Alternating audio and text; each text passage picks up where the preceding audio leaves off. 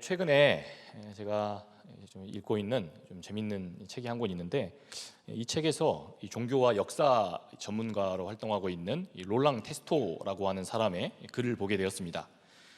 이 사람의 이 글이 참 재밌는 글인데, 기업과 환경 파괴와의 어떤 관련성에 대한 글입니다.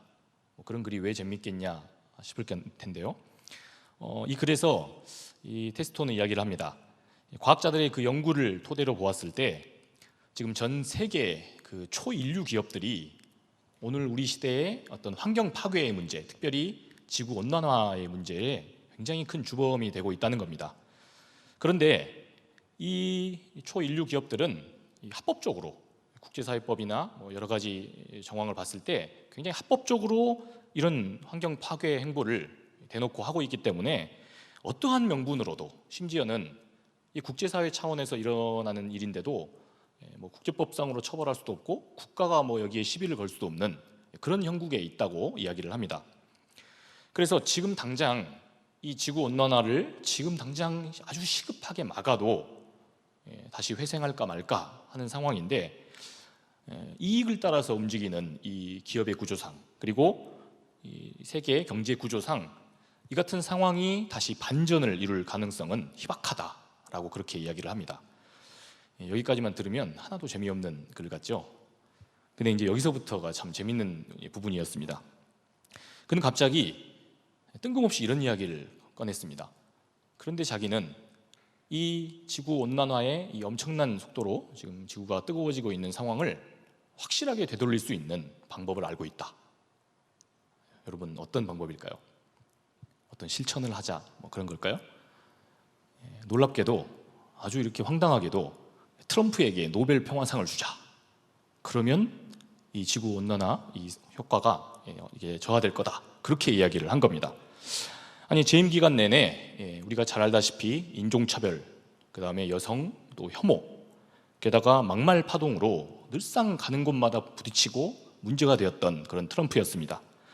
그런데 그런 그에게 노벨 평화상을 주면 지구 온난화 문제가 해결된다니, 지구를 구할 수 있다니, 이게 무슨 뚱딴지 같은 소린가? 테스토가 이런 이야기를 한 것은 이 트럼프의 막말 행보가, 아주 무식한 그 정치적인 그런 행보가 이 인류 기업들의 어떤 환경 파괴에, 지구 온난화를 부추기는 그런 어떤 이 상황을 뭔가 막아서는 역할을 한 일이 있다는 겁니다. 여기에 주목했기 때문입니다. 아주 뜻밖에도 트럼프의 정치적인 행보가 환경 보호 효과를 냈다는 겁니다. 우리가 잘 아는 대로 그는 재임 기간 내내 계속해서 어떤 자극적인 정치 행보를 이어갔습니다. 자국의 어떤 이익 증대와 자신의 그 정치적인 입지를 굳히기 위해서 그렇게 활동한 겁니다. 우리가 잘 알다시피 트럼프는 무슨 환경 문제에 특별히 관심을 갖고 있거나 그러지 않는 사람입니다. 오히려 더 개발하고 부동산 사업을 했지 않습니까? 그런 사람이었는데, 이런 트럼프가 이런 어떤 정치적인 행보를 통해서 제2경제대국이었던 중국과 무역 전쟁을 치렀습니다. 무역 마찰을 넘어서서 무역 전쟁을 했다는 겁니다. 그 결과로 어떤 일이 일어났느냐? 이 코로나가 이루어졌던 직전 2018년 동안에 세계 경제 성장률이 0.1%나 줄었답니다. 트럼프가 이 무역 전쟁을 해가지고 중국하고 이게 굉장히 냉전 구조로 가다가 이런 결과를 맞았다는 겁니다. 그럼 전 세계적으로 봤을 때 우리는 이게 0.1% 세계 경제 성장률이 줄었다는 게 0.1%밖에 안 되는데 그래? 여러분, 그런데 테스토의 말에 따르면 이거 엄청난 기여랍니다. 우리가 다 같이 협의해서 전 세계인이 뭔가 탄소를 우리가 줄이겠다, 이산화탄소를 줄이겠다, 그렇게 실천하는 것보다 더 큰 효과였다는 겁니다. 여러분, 그래서 심지어 그는 이렇게까지 말합니다. 앞으로 우리가 트럼프를 이 세상을 구원한 사람이다 라고 고백하게 될지도 모른다, 이런 우스꽝스러운 이야기를 합니다. 그러면서 이 사람이 글을 맺을 때 어떻게 이야기하느냐, 지금 전쟁을 일으키고 있는 푸틴, 또 저런 막말 파동으로 여기저기서 다 부딪히고 있는 이 트럼프 같은 이 바보 정치인들이 자기는 더 많이 배출될 것을 기대한다, 이렇게 하고 글을 마친 겁니다. 여러분, 정말 황당하고 또 우스꽝스러운 이야기 아닙니까? 그런데 이 테스토의 글에서 우리가 한 가지 놓치지 말아야 할 사실이 하나 있습니다. 여러분, 이 세상에서 이루어지는 아주 의미 있고 또 굉장히 가치 있는 어떤 일들은 언제나 우리가 합리적으로 이해할 수 있는 방식으로, 또 언제나 우리가 납득 가능하고 공감 가능한 방식으로만 이루어지는 것이 아니라는 겁니다. 여러분, 신앙에 있어서는 어떻겠습니까? 특별히 신앙에 있어서도 예외가 아닙니다. 때로 우리는 전혀 뜻하지 않는 그런 상황 속에서도, 또 내가 생각지도 못했던 사람을 통해서도 하나님의 구원의 역사를 경험할 수 있습니다. 전혀 예기치 못한 그런 상황과 장소에서도 하나님의 역사하심을, 또 기도 응답을 우리가 받을 수 있다는 겁니다. 성도란 그래서 모름지기 내가 어떤 상황에서든지, 어떤 사람을 통해서든지, 또 어떤 자리에서든지 우리 하나님의 기도 응답을 받을 수도 있고 하나님의 역사하심을 경험할 수 있다, 이런 개방적인 마음과 그런 태도를 가져야 하는 사람입니다. 우리는 계속해서 이 느헤미야의 이야기를 통해서 그렇게 기도하는 사람을 통해 우리 하나님이 어떻게 하나님께 간절히 무언가를 기대하고 또 선한 것을 열망하는 사람을 통해 하나님이 어떻게 그런 일들을, 그런 소중한 일들을 열어가시는지 살펴보고자 합니다. 오늘 말씀 1절을 한번 같이 읽겠습니다. 아닥사스다 왕 제20년 니산월에 왕 앞에 포도주가 있기로 내가 그 포도주를 왕에게 드렸는데 이전에는 내가 왕 앞에 수심이 없었더니. 아멘. 여러분, 오늘 이 말씀에 보면 느헤미야가 지금 왕 앞에서 이 포도주를 올리는 그 장면으로 시작을 합니다. 1절 이 말씀이 왕 앞에 포도주가 있길래 내가 술 맡은 관원이니까 내가 그 포도주를 따라드렸다, 우리가 이렇게 이해할 수 있습니다. 여러분, 우리가 지난 시간 살펴본 대로 느헤미야는 이 최고 관리 중에 한 명이었습니다. 특별히 왕의 술을 맡은 관원이었습니다. 그러니 그런 관리가 왕에게 술을 따라주는 일은 굉장히 평이한 일 아닌가, 상식적인 이야기 아닌가, 그렇게 생각할 수 있습니다.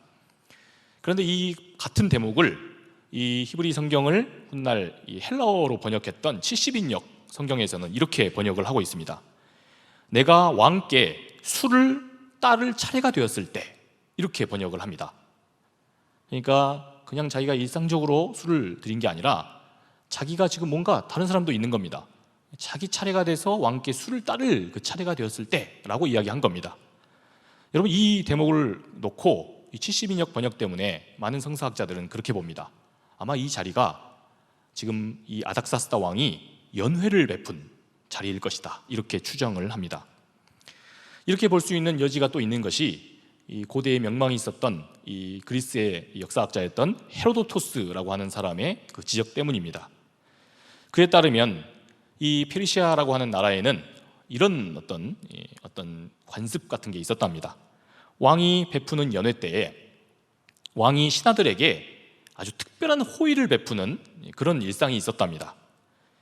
왕이 자신의 생일을 맞았습니다. 혹은 자기의 왕후나 그리고 자신의 애첩과 그 애첩에게 잔치를 베풀었을 때, 그때 이런 일종의 이벤트를 벌였다는 겁니다. 그 이벤트란 과연 무엇이냐? 먼저 왕의 신하들이 돌아가면서 왕 앞에 술을 한 잔씩 따릅니다. 자, 그러면 그때 이 신하들은 어떻게 하느냐? 왕에게 술을 따르면서 자기의 어떤 청을, 왕께 바라는 어떤 자기의 열망을 왕에게 이야기를 하는 겁니다. 그러면 왕은 어떻게 해야 할까요? 이 상황에서 마치 이게 왕게임 하듯이 벌칙을 하는 것 같이 그 신하의 요구를 꼭 들어줘야 했답니다. 그런 게 이제 일종의 이벤트였다는 겁니다. 자, 이런 상황을 잘 또 보여주고 있는 이 말씀이 이 본문 이 말씀 정황 속에 있습니다. 우리 6절을 함께 잠깐 보겠습니다. 제가 읽습니다. 그때 왕후도 왕 곁에 앉아 있었더라. 여러분, 이렇게 이야기합니다. 그때 지금 왕후도 이 곁에 있었다라고 하는 이 말씀의 언급을 가만히 보면, 여러분, 이 언급은 굉장히 어색한 대목입니다. 뜬금없이 이 본문 다 전체를 읽어보면 이 이야기를 굳이 왜 하고 있지? 근데 아마 이런 이유 때문에 지금 느헤미야가 이 상황을 회고하면서 그렇게 쓴 것이 아닌가, 이렇게 보는 겁니다. 여러분, 굳이 이 내용을 지금 설명하고 있는 이유가 지금 그가 왕 앞에 술을 올리고 있는 이 자리가 어떤 자리라는 겁니까? 연회의 자리입니다. 그리고 내가 이제 왕 앞에 자신의 그 열망을, 요구사항을 요구하는 그 타이밍이 돼서 왕께 술을 따랐다는 겁니다. 여러분, 그러니까 이 페르시아의 연회의 관습을 이 페르시아의 고위 관리였으니까 이 느헤미야가 알고 있었던 겁니다. 그래서 느헤미야는 지금껏 이 연회가 일어나기까지 이때 내가 꼭 왕에게 내 그 열망, 지난 시간에 우리가 살펴보았는데 내가 유다에 가는 그 청을 왕께 아뢰야겠다, 이렇게 결단을 했던 겁니다. 그러면 대체 그가 얼마간의 시간을 기다렸다는 것인가? 여러분, 이것이 말씀의 정황 속에 그대로 드러나 있습니다. 여러분, 1절은 아까 이 사건이 일어났던 때가 이 당시력으로 니산월이라고 했습니다. 우리 그 양력으로 보면 3월에서 4월 봄입니다. 여러분, 그런데 지난 시간에 이 느헤미야가 고국에 가서 내가 꼭 고국에 가서 이 형제들을 도와야 되겠다, 그때 울면서 막 이 기도를 하나님께 아뢰었던 때가 언제였냐? 1장에 보면 이 기슬월이었다고 말합니다. 굳이 이 이야기를 왜 기록하고 있을까? 여기 이유가 있었던 겁니다. 이 기슬월은 양력으로 11월에서 12월입니다. 그러니까 적어도 넉 달을 기다린 겁니다. 자신이 바라는 이 요구사항을 왕께 아뢰기 위해서 4달간이나 머뭇거렸던 겁니다. 여러분, 그러니까 형제들이 또다시 어려워졌다는 사실을 들었어도, 그리고 또 뭐 했습니까?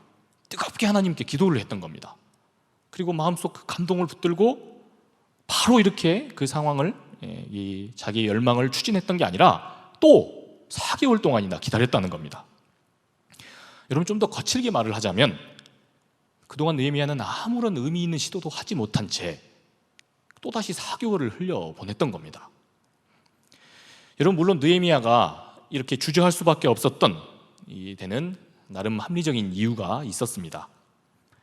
에스라 4장에 보면, 이 비슷한 사건을 기록하고 있는 에스라 4장 보면, 과거에 이 유대 재건 사업을 벌였을 때 그때 이 성전을 다시 세우는 이 일을 중단시켰던 그 왕이 누구였냐면 지금 느헤미야가 모시고 있는 아닥사스다였습니다.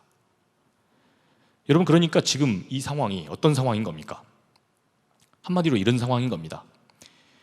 우여곡절 끝에 이 성전이 다시 지어졌고, 그렇게 지어진 성전이 무너졌는데 지금 느헤미야가 제가 가서 이 성전을 세우겠습니다 라고 하면 이런 꼴이 되는 겁니다. 자기가 모시고 있는 그 왕이 조서까지 내려서 그 성전을 세우는 걸 방해했습니다. 중단시켰습니다. 근데 그걸 그 바로 밑에 있는 고위 신하가, 왕이 금지한 것을 자기가 스스로 그렇게 하겠다라고 한 겁니다. 더구나 자기가 지금 하고 있는 이 술 맡은 관원의 일을 내려놓고 그 일을 하겠다는 겁니다. 여러분, 이것은 대놓고 느헤미야가 자칫 대놓고 지금 반역을 꾀하는 게 아닌가, 이렇게도 생각할 수 있는 그런 상황이었던 겁니다. 여러분, 그런 의미에서 느헤미야는 상당히 신중한 사람입니다. 굉장히 신중하게 판단하고 최적의 상황을 고려하고 이런 데 굉장히 밝은 사람이었던 겁니다. 여러분, 그러나 동시에 느헤미야는 그런 사람이었기 때문에 무언가를 의미 있는 일을 결단하는 데 있어서도 우유부단한 사람이었다, 이렇게 볼 수 있는 겁니다. 여러분, 사람의 캐릭터가 항상 그렇게 딱 부러지게 이렇게 설명되는 게 아닌 겁니다. 그러지 않습니까? 이런 장점이 있으면 또 이런 단점이 생기기에 마련입니다. 그래서 느헤미야는 그렇게 뜨겁게 기도하고 감동으로 실행하고자 하는 일을 이렇게 또 미뤄왔던 겁니다. 여러분, 그런데 이 대목을 살펴보면 이 느헤미야의 캐릭터가 참 매력적이다라는 생각이 듭니다. 어쩐지 우리들의 모습과 너무 닮아 있지 않습니까? 우리도 어떤 것을 뜨겁게 기도하고 그 기도한 결과로 내 마음이 불탔습니다. 그런데 그 간절한 열망으로 이제 내가 결단하고 내가 실행해야 되겠다, 내가 이 의미 있는 일을 내가 한번 적극적으로 한번 추진해 보겠다. 그런데 이 감동이 식기도 전에 바로 현실을 딱 마주칩니다. 어려운 내 팍팍한 내 일정의 시간들을 들여다봅니다. 그러면 현실의 벽에 부딪혀서 적당히 타협하고 맙니다. 다음에 하자, 이번에 말고 조금 더 시간을 두고 내게 재정적인 여유도 생길 때 그때 감당하자. 여러분, 이런 모습과 굉장히 비슷한 겁니다. 그래서 이 느헤미야의 이 이야기는 계속해서 우리들의 호기심을 자극합니다. 도대체 이런 느헤미야, 우리와 비슷한 성정을 갖고 있는 이 사람을 우리 하나님이 어떻게 그의 그 기도를 자연스럽게 이루어 주시며 그와 동행하여 주시는가, 이것을 이 본문에서 우리가 잘 볼 수 있기 때문입니다. 여러분, 마음 한구석에 드디어 한 절반쯤 결단이 서 있는 느헤미야였습니다. 그렇게 넉 달이 지나도록 적절한 타이밍을 기다렸는데 드디어 이 연회라고 하는 자연스러운 아주 좋은 기회가 열린 겁니다. 여러분, 얼마나 부푼 기대를 가졌겠습니까? 어느 타이밍에 내가 수를 따르면서 어느 타이밍에 왕께 이 부담스러운 이 이야기, 나를 유다로 좀 보내주십시오, 이 이야기를 할까 망설이고 있는 그 상황에, 그런데 황당하게도 왕이 먼저 느헤미야에게 말을 걸고 맙니다. 여러분, 다 함께 2절을 살펴보겠습니다. 왕이 내게 이르시되 네가 병이 없거늘 어찌하여 얼굴에 수심이 있느냐, 이는 필연 네 마음에 근심이 있음이로다 하더라. 그때 내가 크게 두려워하여. 여러분, 결정적인 기회가 왔습니다. 여러분, 그런데 느헤미야가 자기의 그 열망을 꺼내기도 전에 왕이 대뜸 이렇게 물은 겁니다. 네가 평소에 병이 있는 것도 아닌데, 내가 널 잘 아는데 너 지금 마음속에 걱정이 있는 것 아니냐, 이렇게 물은 겁니다. 여러분, 이 대목을 우리 성경으로 그대로 보게 되면 너 지금 걱정이 있는 거 아니야? 이게 지금 서열이 뒤바뀌어 가지고 왕이 지금 굉장히 신하를 걱정하는 것 같은 그런 인상을 줍니다. 여러분, 그런데 지금 이 상황은 그런 상황이 아닌 겁니다. 여러분, 지금 왕이 지금 이 이야기를, 대화를 나누고 있는 이 자리가 어디입니까? 어떤 자리입니까? 지금 왕이 기쁜 마음으로 연회를 베푼 자리입니다. 그것도 그 옆에 누가 있죠? 왕과 함께 하고 있습니다. 여러분, 그런데 그 옆에서 얼굴에 수심이 가득한 표정으로 다들 기뻐서 막 전치를 하고 있는데 뭔가 불안하고 막 근심이 있는 얼굴로 앉아 있는 겁니다. 여러분, 그러면 이런 사람을 어떻게 보겠습니까? 지금 뭔가 얘가 반역을 꾀하는 거 아닌가? 뭔가 나에게 해코지를 하려고 지금 그러는 게 아닌가? 여러분, 이런 오해를 받을 수 있는 겁니다. 여러분, 더욱이 이 아닥사스다의 그 왕의 그 아버지는 누구였냐면 이 아수에로라는 왕입니다. 여러분, 성경에 우리가 잘 알고 있는 그 에스더의 남편입니다. 에스더 잘 아시죠? 그 에스더의 남편이 바로 이 아수에로였습니다. 영화 그 300에 보면 이 사람입니다. 나는 관대하다. 이거 제가 좀 그래서 가렸는데, 굉장히 인상적인 대사로 나왔던 그 페르시아 왕이 이 아수에로, 크세스크세스 1세 왕입니다. 이 사람 보니까 이렇게 피어싱에도 굉장히 관대한 사람 같은데, 여러분, 이 아닥사스다의 그 아버지 이 아수에로라고 하는 이 왕이 어떻게 죽었냐 하면요, 암살당했습니다. 그것도 누구한테 암살당했냐면 왕의 당시에 최측근이었던 아르타바누스라고 하는 경호대장한테 죽었습니다. 자신의 가장 옆에 있는 가장 신뢰했던 신하에게 암살을 당했습니다. 그것도 이 아닥사스다의 형이었던 당시의 태자, 이 태자도 이 관리한테 죽습니다. 여러분, 그러니까 자기 아버지와 그 다음 왕이 될 그 형님이 이 가장 최측근 신하한테 암살을 당한 겁니다. 여러분, 그러니 이 아닥사스다가 어떤 이런 뭔가 암살의 조짐에 대해서 얼마나 민감하게 생각했겠습니까? 여러분, 지금 그러니까 느헤미야가 처한 상황은 어떤 상황이냐? 지금 자신의 그 표정 하나 때문에 지금 자기의 열망을 이야기하기는커녕 개죽음을 당할 상황이 된 겁니다. 여러분, 유다로 가기는커녕 왕의 암살범이 되어서 지금 끔찍한 죽음을 당할 그런 위기에 오히려 처하게 된 겁니다. 여러분, 그래서 뒤에 느헤미야가 큰일 났다는 거예요. 크게 내가 두려워하여 그 다음에 말을 잊을 수밖에 없었다는 겁니다. 여러분, 역사 기록을 보면 실제로 이 아닥사스다 왕은 그 아버지 왕에 비해서 굉장히 포악했다고 합니다. 아까 본 것처럼 피어싱뿐만 아니라 작은 그 신하들의 호의에도 이 아버지 아하수에로 왕은 굉장히 관대했답니다. 굉장히 이렇게 감동하는 타입이었답니다. 근데 이 아닥사스다는 역사 기록에 따르면 의심이 많고 또 굉장히 충동적이었답니다. 또 굉장히 난폭하기로 유명한 그런 왕이었답니다. 여러분, 이렇게 된 상황이니 이제 어떻게 해야 합니까, 이거? 여러분, 이제 더 이상 느헤미야가 자신의 그 열망을 숨길 이유가 없어진 상황이 된 겁니다. 이제 내가 애매하게 또 거짓말하다가 이 난폭한 왕한테 당장에 한 칼에 그냥 죽을 수도 있는 그런 상황이 돼버린 겁니다. 그래서 어쩔 수 없이 느헤미야는 이제 자신의 포부를 당당하게 밝힐 수밖에 없게 돼버린 겁니다. 여러분, 간혹 우리가 세상을 살면서 의미 있는 것을 결단하고 그 의미 있는 것을 놓고 우리가 기도하는데, 우리가 마음속 감동대로 결단하지 못하고 계속 그 결단을 유보하고 또 미루어 가면요, 때로는 하나님이 이렇게 억지로 결단할 수밖에 없게 그렇게 인도하시기도 하십니다. 그래서 결국은 내가 기도하는 그 기도의 내용, 하나님, 이런 일들이 하나님의 영광을 위해서도 마땅히 우리를 위해서도 일어나야 할 일입니다. 주님, 그것 내가 할 수 있게 해주십시오. 이렇게 내가 열망을 하면 하나님이 어쩔 수 없이 그 기도를 내가 결단하지 않으면 나를 몰아서라도 그렇게 행한다는 겁니다. 여러분, 이런 비밀들을 우리가 오늘 말씀에서 볼 수가 있는 겁니다. 더욱이 이미 넉 달간이나 느헤미야는 기도했습니다. 주님, 제가 유다 땅으로 가는 그 일, 그 의미 있는 일을 내가 감당할 수 있게 해주십시오. 여러분, 이미 기도했지 않습니까? 그러니 이제 내가 애매하게 있다가 개죽음을 당하느니 내가 이제는 내 포부를 당당하게 밝히겠다. 이래 주구나 저래 주구나, 매한가지라면 차라리 의미 있는 일을 선택하겠다. 그렇게 하나님께 의해 이렇게 이끌려가면서 결단을 하는 겁니다. 드디어 작심하고 말합니다. 우리 3절을 보겠습니다. 왕께 대답하되 왕은 만세수를 하옵소서. 내 조상의 묘실이 있는 그 성읍이 이제까지 황폐하고 성문이 불탔사오니 내가 어찌 얼굴에 수심이 없사오리까 하니. 아멘.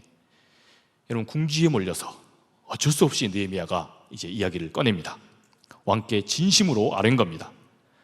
이제 붙들 것은 어차피 죽게 된 마당에 이제 하나님밖에 붙들 수가 없는 상황이 된 겁니다. 그래서 솔직하게 말을 합니다. 여러분, 그런데 아주 뜻밖에도, 아주 예상 밖에도 4절에 보니까 그렇게 느헤미야가 이야기를 꺼내보자 아주 놀라운 일이 일어납니다. 우리 4절을 함께 읽겠습니다.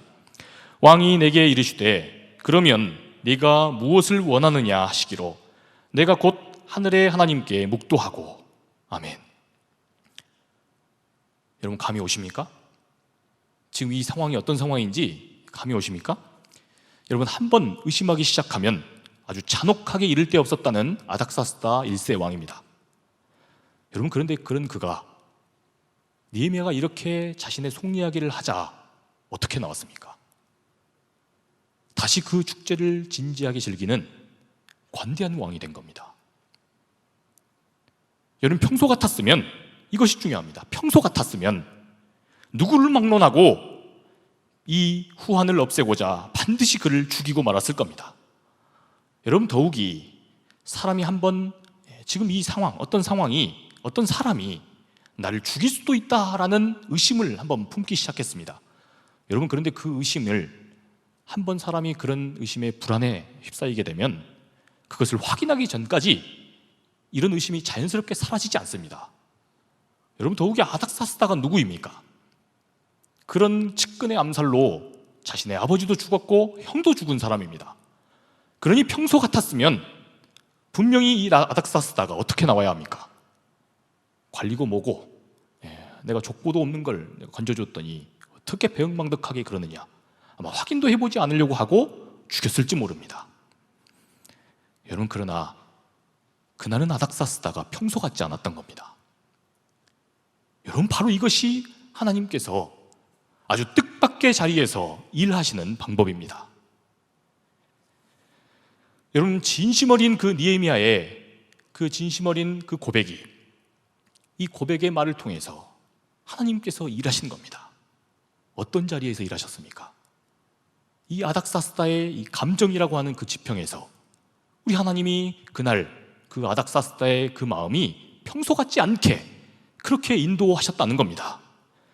여러분, 우리는 여기서 이 기도하는 사람, 이 기도하는 사람에게서 우리 주님이 어떻게 일하시는가, 이것을 볼 수 있어야 합니다.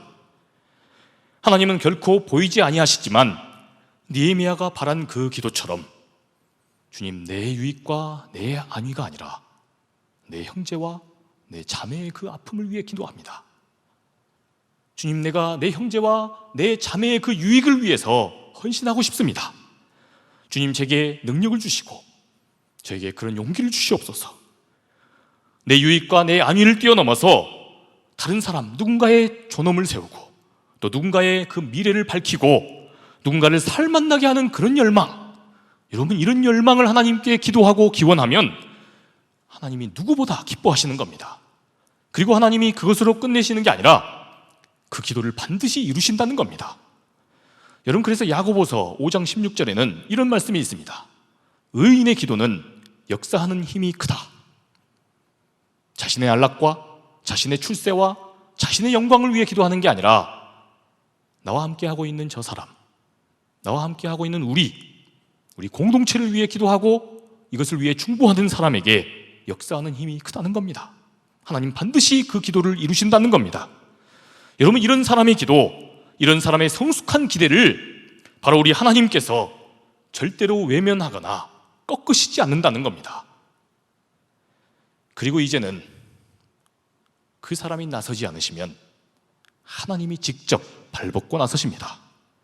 여러분 그렇게 되면 무슨 일이 일어납니까? 우리는 별로 유명하지도 않고 지난주에 오셨던 우리 김신희 집사님처럼 너무 저는 놀랐습니다. 야, 어떻게 저렇게 노래를 부를 수 있지? 김민경 전도사님도 잘하시고 목사님도 잘하시는데 참 부럽다 이런 생각을 했습니다. 여러분 그러나 우리에게는 마땅한 그런 하나님께 영광을 돌릴 만한 좋은 도구도 별로 없고 또 우리에게는 시간도 많이 부족하고 나를 위해 사는 것만 해도 참 버거운데 또 물질도 별로 없는데 여러분 그러나 하나님은 당신의 모든 가능성을 총동원하셔서 직접 일하실 수 있는 분이십니다. 여러분 바로 이 왕의 그 생각의 지평, 감정의 지평을 통해서도 하나님은 역사하실 수 있는 겁니다. 여러분 우리가 그런 거로 우리가 뭔가 선한 일을 도모하고 그런 것을 열망했다면 우리가 기도하기를 멈추지 말아야 할 이유가, 당장 그거 이루어지지 않는다고 해서 우리가 쉽사리 멈추지 말아야 할 이유가 바로 여기에 있습니다. 여러분 갈라디아서에서 바울은 우리가 선한 일을 계획했다면 포기하지 않으면 때가 이름에 어떻게 된다고 했습니까? 반드시 거두리라 했습니다. 하나님께서 친히 그 사람과 그 사람이 함께하고 있는 이 사람들을 같이 움직이셔서 반드시 우리가 포기하지 않고 그 기도로 나아가면 우리를 이끌어 가시며 인도하시며 이루신다는 겁니다. 여러분 바로 여기에서 느헤미야는 깨달은 겁니다. 왕이 지금 상식적으로 보면 지금 자기를 죽여야 정상입니다. 여러분 그런데 왕이 어떻게 했습니까? 다시 웃으면서 그러면 네가 원하는 소원은 무엇이냐? 내가 들어주겠다. 이렇게 나온 겁니다. 여러분 왕은 막 이렇게 그냥 생각 없이 그랬겠지만 여러분 느헤미야는 아마 소름이 돋았을 겁니다.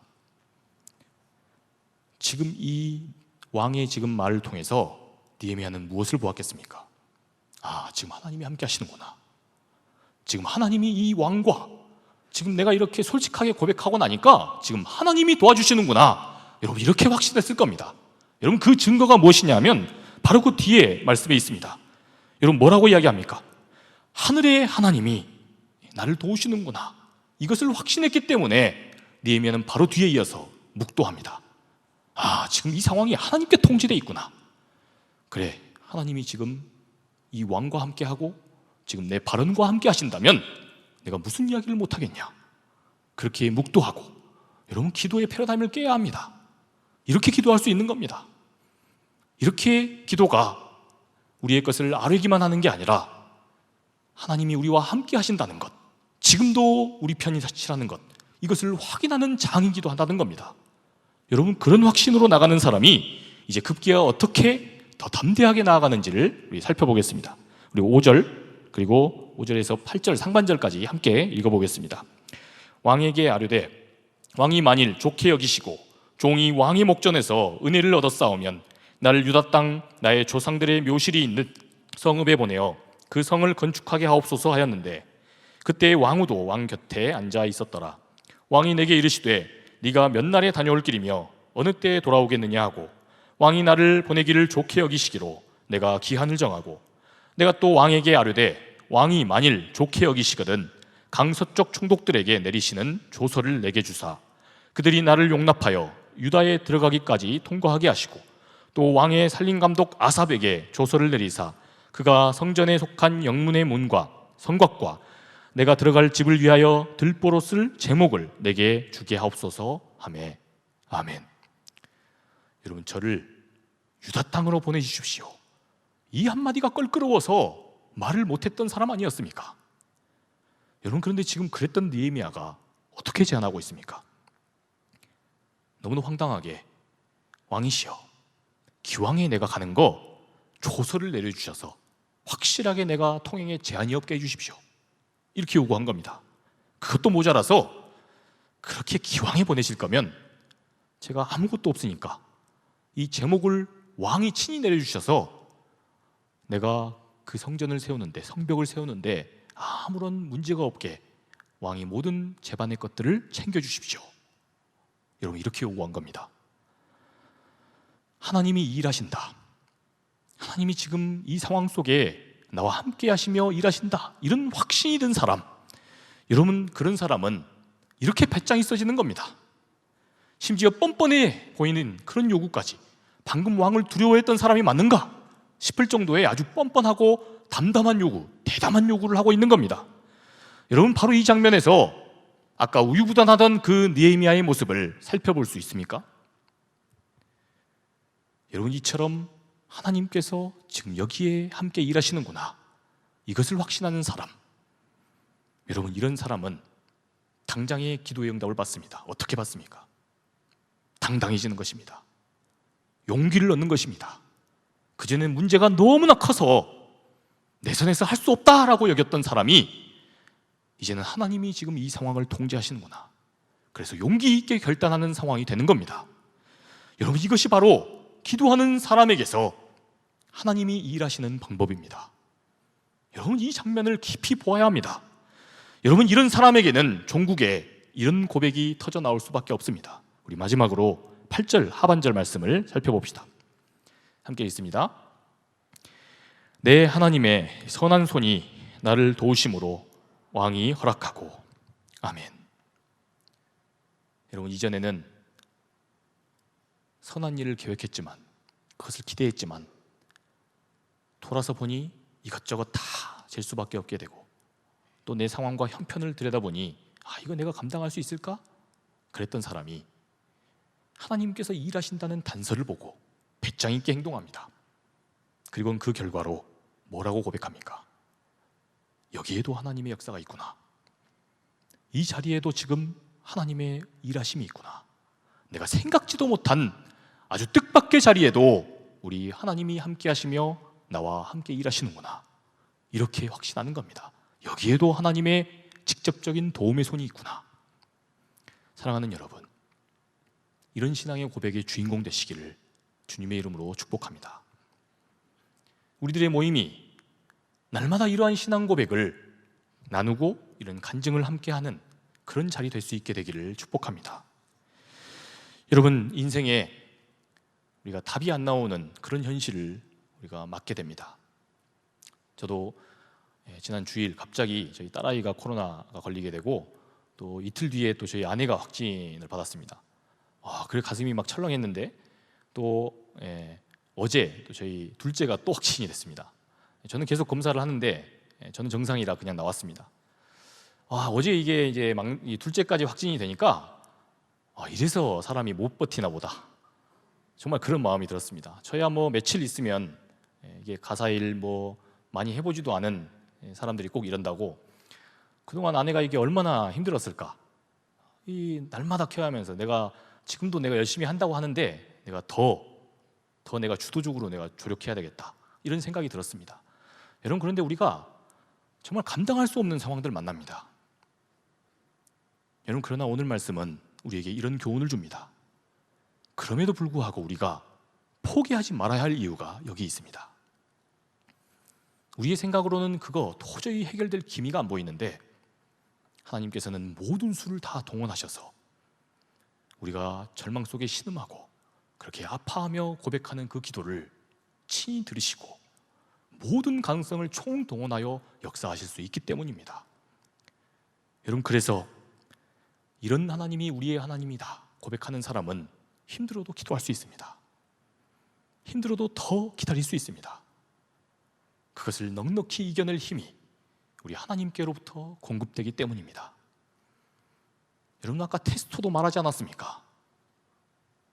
저 무식한 정치적인 행보로 좌충우돌하는 트럼프나 지금도 전쟁의 야망으로 저렇게 쌍심지를 켜고 열일하고 있는 저 푸틴, 저런 사람을 통해서도 의미 있는 일들이 일어난다지 않습니까?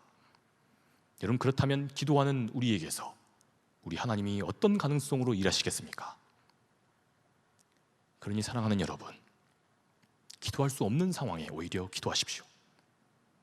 어떤 모양으로든 내가 기도할 힘조차 없는 상황이라면 조용히 묵도록 주님 도와주십시오. 주님의 도우심이 꼭 필요합니다. 그런 절절한 열망으로 그렇게 하나님께 우리의 기대를 온전히 아뢰는 여러분 되시기를 주님의 이름으로 축복합니다. 그래서 또 새롭게 한 주 시작되는 그 한 주도 이렇게 하나님이 어떤 가능성을 통해서도 나와 함께 일하실 수 있다, 이런 확신으로 나아가시는 저와 여러분 되시기를 주님의 이름으로 축복합니다. 주님, 이 시간 기도합니다. 오늘 주님께서 우리에게 말씀을 주셨습니다. 우리가 뜻하지 못했던, 적어도 우리가 기도의 끈을 놓치지 않는다면 하나님께서 우리 삶에 이렇게 역사하시며 주관하실 것이다, 이 희망을 우리가 포기하지 않는다면 하나님께서 이것을 기쁜 마음으로 우리를 어떻게 이끄시든 우리를 통해서부터 또 우리가 전혀 예상치 못했던 아주 뜻밖의 자리에서, 뜻밖의 사람의 자리에서 하나님 일하신다 오늘 약속하셨습니다. 주님, 이 약속 붙들고 이 말씀 붙들고 오늘도 용기 있게 담대하게 나아갈 수 있게 인도하여 주시옵소서. 오늘도 여러 가지 절망의 그런 상황 속에서 내일을 꿈꾸지 못하고 의미 있게 도모한 것들을 포기한 우리 청년들이 있습니다. 그 취업의 길이 너무나도 오랫동안 지속되어서 이제 더는 감당할 힘이 없고 능력이 없어서 접어버린 청년들도 있습니다. 주님, 그러나 우리 청년들이 취업해서 우리 청년들이 하나님의 놀라운 그런 사역들을 감당할 것, 이것을 누구보다 기뻐하실 주님 아니십니까? 주님, 그러니 이 시간 우리 청년들이 정말 없는 힘으로 목청껏 기도하고 기도할 힘이 없어서 묵도록 기도하고 간절한 열망으로 오늘 주님 앞에 아뢰는 그 모든 기도의 제목에 주님 응답하시고 그 모든 것들을 하나님의 때에 하나님의 방법으로 이루어 주시옵소서. 그래서 우리의 인생이 날마다 주님께서 동행하신다, 이런 신앙의 간증으로 넘쳐날 수 있도록 인도하여 주시옵소서. 하나님께서 그렇게 우리의 삶을 이끌어 주실 줄 믿습니다. 그런 주님만을 찬양합니다. 이제는 우리 구주 예수 그리스도의 은혜와 하나님 아버지의 극진하신 사랑하심과 성령님의 감화 감동 교통하심의 역사가 뜻하지 않는 자리에서도 일하신다라는 이 확신으로 그렇게 기도의 끈을 놓치지 않고 나아갔던 그 느헤미야를 통해 하나님 응답하시고 놀라운 역사를 일으키신 것처럼 그런 역사의 주인공이 되고자 오늘도 주님 앞에 기도로 나아가는, 용기 있게 나아가는 우리 모든 상당의 청년들과 이 시대에 절망하고 낙담해 있는 많은 청년들, 그러나 기도하기를 포기하지 않고자 오늘도 무릎 꿇고 나아가는 모든 청년들 머리머리 위에 지금으로부터 영원토록 함께 하옵시기를 간절히 축원하옵나이다. 아멘.